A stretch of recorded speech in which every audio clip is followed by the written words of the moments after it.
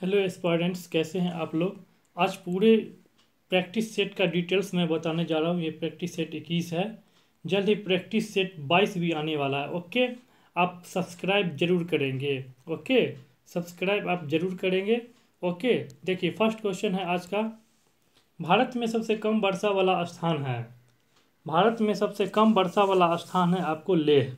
Okay, विश्व की सबसे गहरी समुद्री गर्त कौन सी है। विश्व की सबसे समुद्री गर्त है आपको चैलेंजर गर्त। ओके, क्वेश्चन नंबर थर्ड है, ऑस्ट्रेलिया में स्थित कार्ल गुरली किसके लिए विख्यात है। तो ये जो ऑस्ट्रेलिया में स्थित कार्ल गुरली किसके लिए विख्यात है, ये है स्वर्ण उत्पादन के लिए। ओके, नेक्स्ट क्वेश्चन है, थारू लोगों का निवास स्थान कहाँ है। थारू लोगों का निवास स्थान है उत्तर प्रदेश। ओके, देखिए जल्द ही 22 प्रैक्टिस सेट नंबर 22 आ रहा है जो काफ़ी इंपॉर्टेंट होगा। आप सब्सक्राइब जरूर करें। ओके, सब्सक्राइब जरूर करें। देखिए पांचवा क्वेश्चन है, हजीरा उर्वरक कारखाना किस पर आधारित है। हजीरा उर्वरक कारखाना किस पर आधारित है, तो वो है आपको प्राकृतिक गैस पर। ओके, प्राकृतिक गैस। नेक्स्ट क्वेश्चन है, नागा अर्जुन सागर बांध किस नदी पर आधारित है। तो नागा अर्जुन आपको कृष्णा नदी पर है। ओके, क्वेश्चन नंबर 7, राष्ट्रीय ग्रामीण विकास संस्थान कहाँ स्थित है, तो वो है आपको हैदराबाद में। क्वेश्चन नंबर 8 है, भारत किस खनिज के उत्पादन में आत्मनिर्भर है, वो है आपका ग्रेफाइट। ओके, नेक्स्ट क्वेश्चन है, संगमरमर क्या है। तो संगमरमर जो है वो है आपको कायांतरित चट्टान। क्या है, कायांतरित चट्टान। ओके, क्वेश्चन नंबर 10, पृथ्वी का निकटतम ग्रह कौन सा है। पृथ्वी का निकटतम ग्रह शुक्र है। देखिए क्वेश्चन छोटा क्वेश्चन मत समझिएगा, ये इंपॉर्टेंट होता है एग्जामिनेशंस के लिए, क्योंकि बड़ा क्वेश्चन और छोटा क्वेश्चन सभी का जो है मार्क्स इक्वल होता है। ओके, सारा मार्क्स इक्वल होता है। छोटे छोटे क्वेश्चन में कुछ स्टूडेंट फंस जाते हैं, कंफ्यूज हो जाते हैं, वो कन्फ्यूजन को मैं दूर कर दूंगा। ओके, पृथ्वी का निकटतम ग्रह कौन है, शुक्र है। महासागरों में ज्वार भाटा की उत्पत्ति के क्या कारण, बहुत ही वीवीआई क्वेश्चन है। ओके, चलिए तो ये हो जाएगा सूर्य और चंद्रमा के संयुक्त प्रभाव से। चलिए नेक्स्ट क्वेश्चन पे चलते हैं।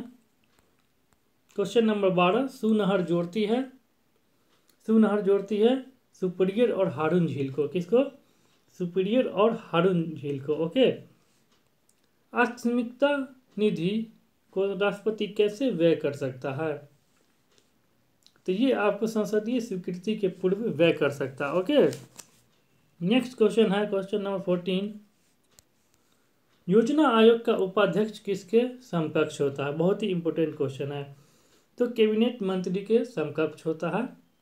क्वेश्चन नंबर 15, मुख्य चुनाव आयुक्त को पदच्युत किया जा सकता है।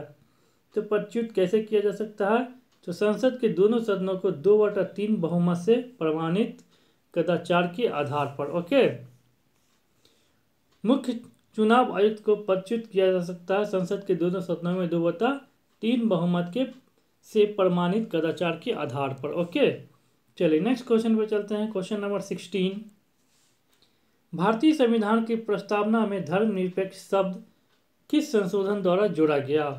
तो किस संशोधन द्वारा जोड़ा गया था, तो 42वां संशोधन द्वारा। ओके, संविधान निर्मात्री परिषद की झंडा समिति के अध्यक्ष कौन थे, तो झंडा समिति के अध्यक्ष थे जेबी कृपलानी। कौन थे, जेबी कृपलानी।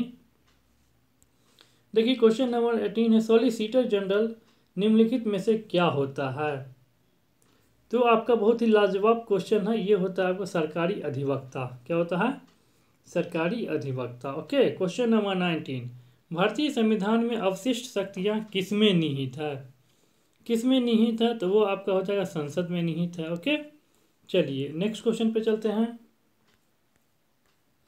नेक्स्ट क्वेश्चन है, राज्य के नीति निर्देशक तत्वों, राज्य के नीति निर्देशक सिद्धांतों को निम्नलिखित अनुच्छेदों में से कौन सा अंतर्राष्ट्रीय शांति और सुरक्षा से संबंधित है, तो वो है आपका अनुच्छेद 51। कौन सा अनुच्छेद है, अनुच्छेद 51। केंद्र सरकार राज्यों को निर्देश जारी कर सकती है।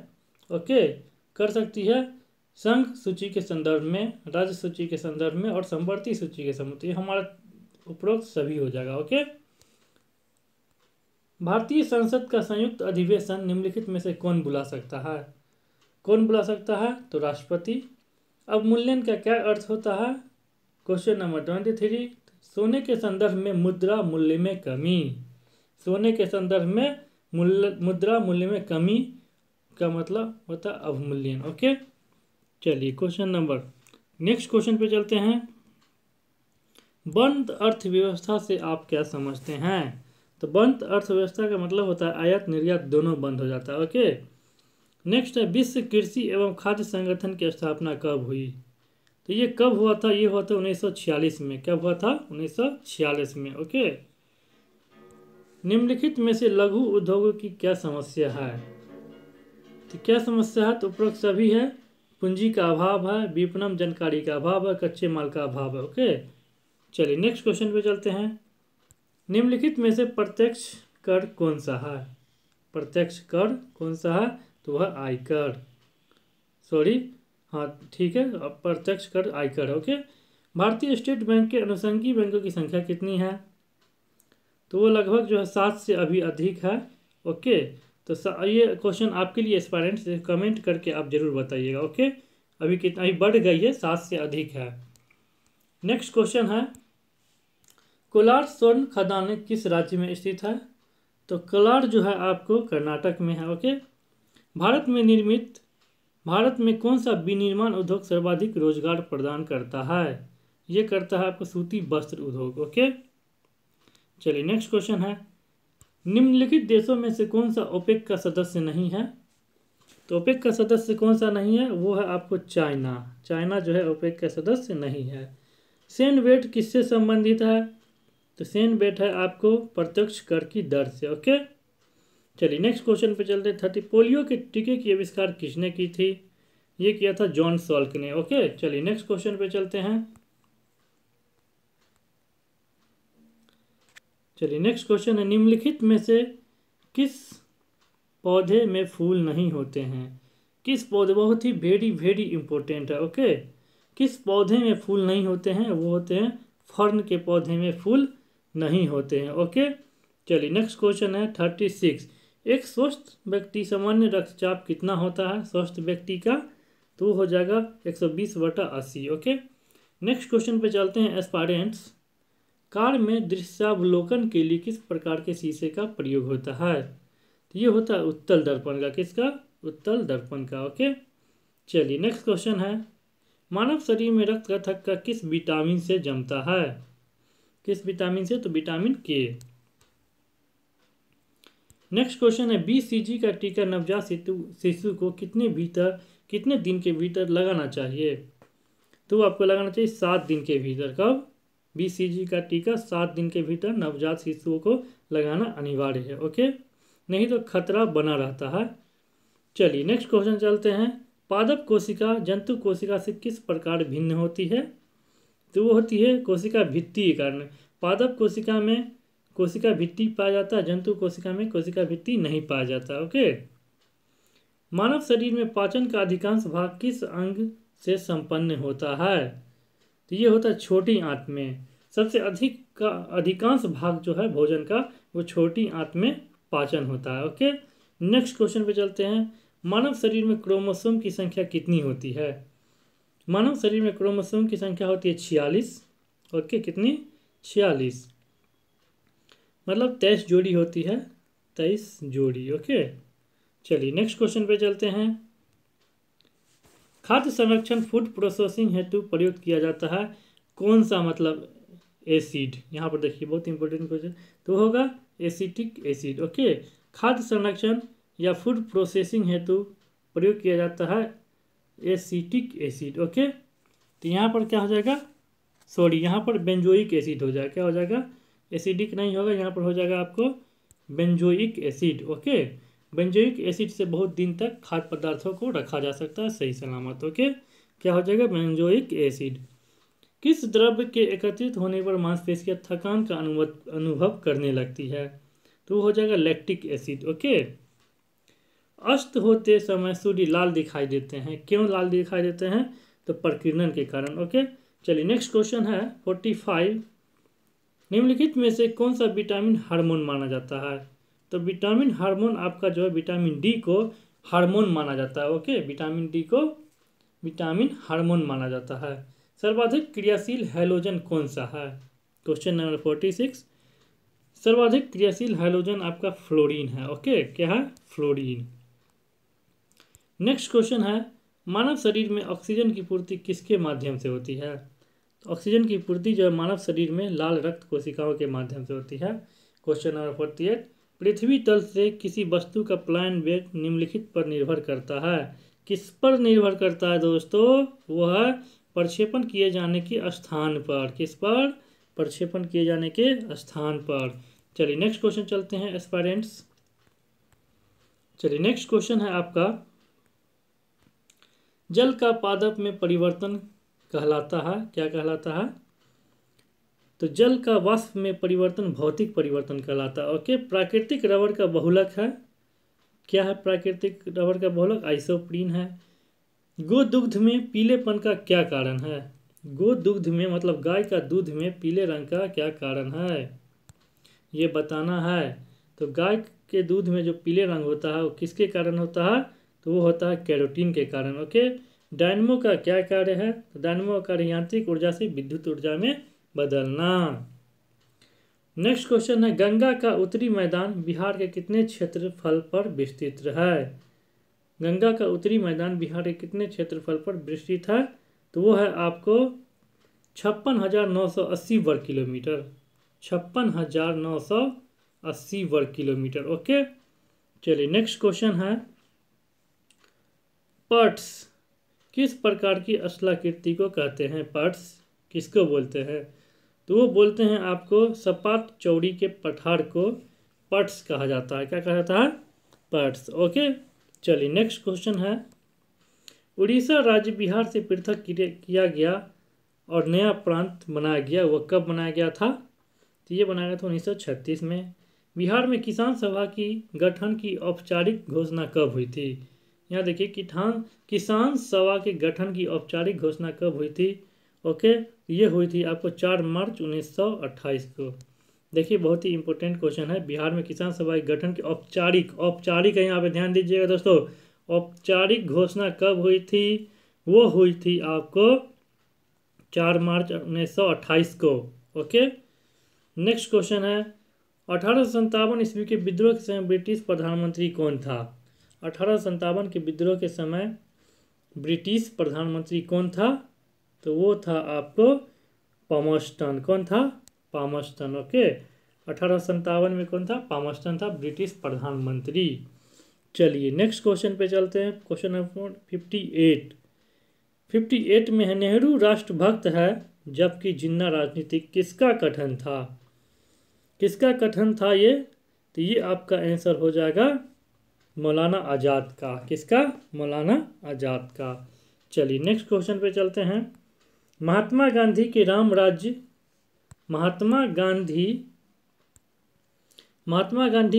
राज्य के युगल सिद्धांत कौन से थे?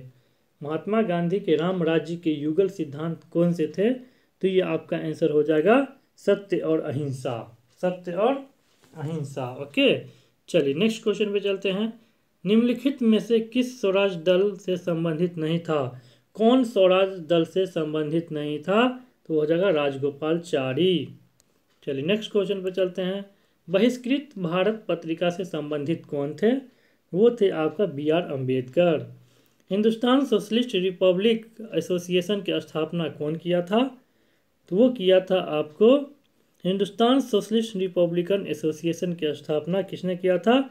तो चंद्रशेखर आज़ाद ने। ओके, किसने?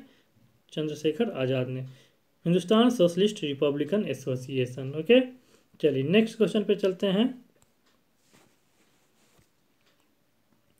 चलिए नेक्स्ट क्वेश्चन है, विदेश में प्रथम स्वतंत्र भारतीय सरकार किसने स्थापित की?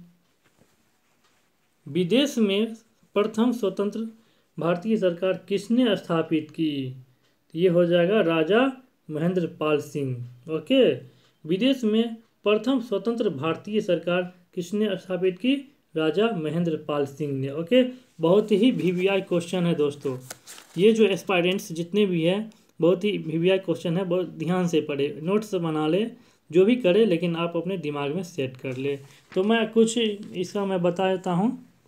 तो ये जो आपका हो जाएगा क्वेश्चन नंबर 64, भारतीय राष्ट्रीय कांग्रेस का लाहौर अधिवेशन कब हुआ था? भारतीय राष्ट्रीय कांग्रेस का लाहौर अधिवेशन कब हुआ था? ये आपको हुआ था 1929 में। कब हुआ था लाहौर? 1929 में। राजा सवाई जयसिंह द्वारा प्रथम वेधशाला स्थापित कहाँ किया गया था? तो ये कहाँ किया गया था? जयपुर में। ओके, नेक्स्ट क्वेश्चन है, निम्नलिखित किस मुगल शासक का मकबरा भारत में नहीं है? किसका भारत में नहीं है? तो वो आपका हो जाएगा जहांगीर का। ओके, जहांगीर का जो है मकबरा भारत में नहीं है। तो आखिर कहाँ है? तो मुगल शासक बाबर और जहांगीर का मकबरा भारत में नहीं है। बाबर का मकबरा काबुल में है। बाबर का कहाँ है? काबुल में। ओके, और बता दें, और जहांगीर का मकबरा जो है लाहौर में है। कहाँ है? लाहौर में। ओके, चलिए नेक्स्ट क्वेश्चन बता दें, मोहम्मद गौरी के किस दास ने बंगाल एवं बिहार पर विजय प्राप्त की थी? मोहम्मद गौरी के किस दास ने बंगाल एवं बिहार में विजय प्राप्त की थी? तो वो आपका आंसर हो जाएगा स्टूडेंट्स, वो आंसर ऑप्शन नंबर सी। क्या हो जाएगा? Option number C, Bakhtiyar Khilji ने। ओके, चलिए नेक्स्ट क्वेश्चन पे चलते हैं। क्वेश्चन नंबर 68, चालुक्य वंश का सबसे महान शासक कौन था? तो महान शासक था पुलकेशिन द्वितीय। ओके, नेक्स्ट क्वेश्चन है, अष्ट प्रधानमंत्री परिषद किसके शासनकाल में थी? क्वेश्चन नंबर 69, वो था शिवाजी के शासनकाल में। ओके, चलिए नेक्स्ट क्वेश्चन, इब्न बतूता की भारत यात्रा किस शासन के काल में संपन्न हुई? किस शासन में? तो मोहम्मद बिन तुगलक। रामानुजाचार्य किससे संबंधित हैं? तो किससे संबंधित है? तो वो है विशिष्टाद्वैतवाद। कौन है? विशिष्टाद्वैतवाद। ओके, चलिए क्वेश्चन नंबर 72, सल्तनत काल में अधिकांश अमीर और सुल्तान किस वर्ग के थे? वो थे आपको तुर्क वर्ग के। किसके? तुर्क वर्ग के। क्वेश्चन नंबर 73, सांची का स्तूप किस शासक ने बनवाया था? तो सांची का स्तूप जो है आपको अशोक ने बनवाया था। ओके, क्वेश्चन नंबर 74, कुषाण शासक कनिष्क का राज्याभिषेक किस सन में हुआ? तो वो हुआ था आपको 78 AD में, 78 ईस्वी में। ओके, चलिए नेक्स्ट क्वेश्चन है, बुद्ध के उपदेश किससे संबंधित है? तो बुद्ध के उपदेश जो है आचरण की शुद्धता और पवित्रता से है। ओके, चलिए नेक्स्ट क्वेश्चन है, क्वेश्चन नंबर 76, सिंधु सभ्यता के बारे में निम्न में से कौन सा कथन असत्य है? तो ये असत्य कथन को बताना है। तो देखिए, नगरों में नालियों की शुद्ध व्यवस्था थी, एकदम सही है। व्यापार और वाणिज्य उन्नत दशा में थी, ये भी सही है। मातृ देवी के ऊपर, ये भी सही है। लेकिन गलत हमारा क्या है? लोग लोहे से परिचित थे, लोहा से परिचित नहीं थे। ये हमारा आंसर नंबर डी हो जाएगा। ओके, चलिए डेटम रेखा क्या है? 77, क्वेश्चन नंबर 77, डेटम रेखा क्या है?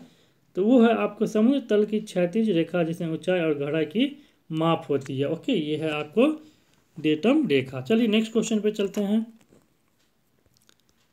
नेक्स्ट क्वेश्चन है,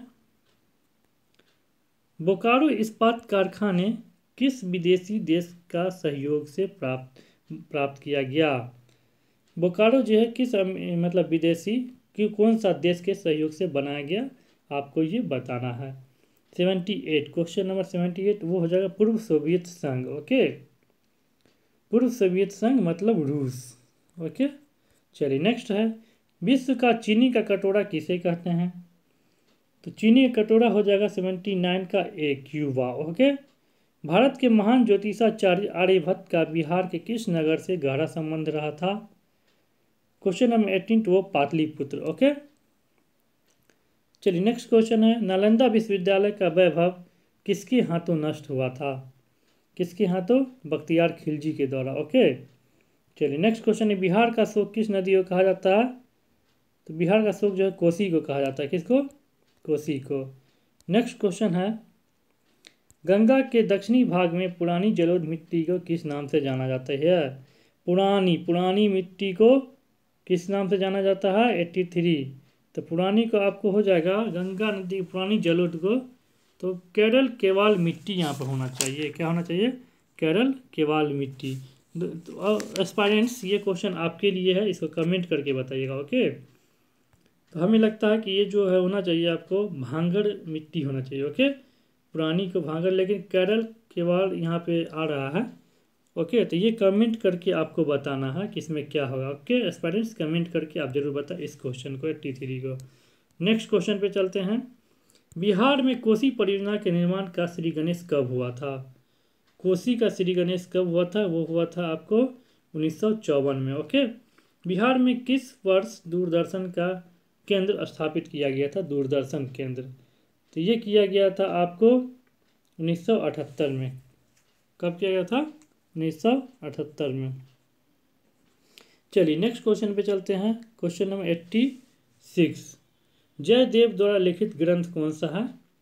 तो वो है आपको गीत गोविंद। जयदेव द्वारा गीत गोविंद लिखा गया था। ओके, नेक्स्ट क्वेश्चन है सलारगंज म्यूजियम कहाँ स्थित है? तो सलारगंज म्यूजियम कहाँ है? तो वह हैदराबाद में। ओके, भारत द्वारा विकसित मानव रहित यान कौन सा है? मानव रहित यान कौन सा है? तो वो आपको बताना है, तो वो हो जाएगा आपको लक्ष्य। ओके, नेक्स्ट क्वेश्चन है हिंदी साहित्य में सुकुमार कवि के नाम से जाने जाते हैं। कौन जाने जाते हैं? सुकुमार सुमित्रा नंदन पंत। कौन जाने जाते हैं? सुमित्रा नंदन पंत। ओके, चलिए नेक्स्ट क्वेश्चन है 90। Question number 90। निम्नलिखित में से किस पात्र की रचना विलियम शेक्सपियर ने की है? तो विलियम शेक्सपियर ने की है आपको मैकाबर की रचना। ओके, ग्रैंड स्लैम जीतने वाली पहली भारतीय बालिका खिलाड़ी कौन है? ग्रैंड स्लैम जीतने वाली पहली भारतीय बालिका कौन है ये? तो ये है आपको सानिया मिर्जा। नेक्स्ट क्वेश्चन पे चलते हैं। Question number 92। तमसो माँ ज्योतिर्गमय, यह पंक्ति कहाँ से ली गई है? यह पंक्ति ली गई है ऋग्वेद से। कहाँ से? ऋग्वेद से। ओके, बगलिहार हाइडिल परियोजना जो हाल में खबरों में थी किस पर बनाई जा रही है? तो ये किस पर? तो यह चिनाब नदी पर। ओके, निम्नलिखित में से कौन स्मॉल इज ब्यूटीफुल पुस्तक के लेखक कौन है? तो ये है आपको small is beautiful. Small is beautiful, इसका लेखक कौन है? तो इसका लेखक जो हो जाएगा E.F. शुभांकर। कौन हो जाएगा? E.F. शुभांकर। ओके, चीन निम्नलिखित में से किस खेल का मेजबान देश होगा? ये आपको करंट में बताना है। ये छोड़ दीजिए, पुराने करंट अफेयर्स, यहाँ पर मिस्टेक हो गई है। नेक्स्ट क्वेश्चन है इंदिरा गांधी प्रियदर्शनी अवार्ड में पुरस्कृत रमा वैद्यनाथन किस कला क्षेत्र से संबंधित है? तो ये है आपको नृत्य से। ओके, ओलंपिक 2014 अनुसूचित जनजातियों के लिए राष्ट्रीय आयोग के अध्यक्ष कौन है? तो अभी कौन है जनजातियों का? ये आपके लिए कमेंट करके अभी प्रेजेंट में बताइएगा। ओके, चलिए कितने पाकिस्तान नामक पुस्तक किसकी रचना है? 99। ये आपका कमलेश्वर का है। ओके, कितने पाकिस्तान कमलेश्वर का है। ओके, चलिए नेक्स्ट क्वेश्चन है वंदे मातरम योजना किसके लिए है? तो ये है आपको गर्भवती महिलाओं के लिए। ओके, तो ये प्रीवियस ईयर का आपका 100 क्वेश्चन था दोस्तों। ओके, नेक्स्ट भी न्यू मॉडल सेट से आने वाला है 22वां प्रैक्टिस सेट। ओके, आप सब्सक्राइब जरूर कीजिएगा। कौन कहता कि आसमान में सुराख नहीं हो सकता है एस्पायरेंट्स? आप तबीयत से पत्थर तो उछालो। ओके, धन्यवाद।